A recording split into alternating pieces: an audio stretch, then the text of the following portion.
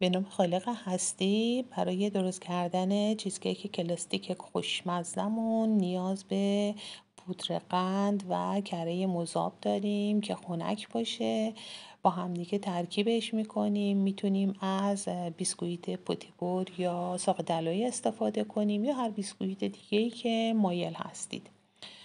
قالبمون رو کفش نایلون قرار میدیم و دورش هم یه تلق میکشیم برای تمیزی کار. بعد مواد رو کامل کف قالب یک دست میکنیم و به مدت نیم ساعت داخل یخچال قرار میدیم تا کراستمون منسجم بشه. روی آب سردمون بذر ژلاتین رو به صورت بارانی میپاچیم. بعد از 10 دقیقه که اسفنجی شد روی بخار کتری یا داخل مایکرو قرار میدیم تا ذرات ژلاتین حل بشه. پودر قندمون رو با شیر ترکیب میکنیم، کاملا مخلوطش میکنیم تا پودر قند داخل شیر حل بشه. شیر رو منتقلش میکنیم به یه ظرف دیگه و پنیر خامه ایمون رو به شیر اضافه میکنیم. با دور تند همزن میزنیم تا مواد با هم ترکیب بشه.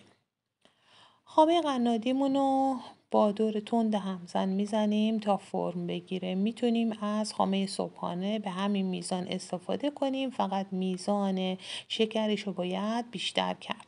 بعد از اینکه خامه فرم گرفت ترکیب پنیر خامه‌ای و شیر رو اضافه میکنیم و مخلوطشون میکنیم. بعد از یه دست شدن ما نیاز داریم به ژلاتینمون که از دما افتاده. ژلاتینم به کرممون اضافه میکنیم و ترکیب میکنیم.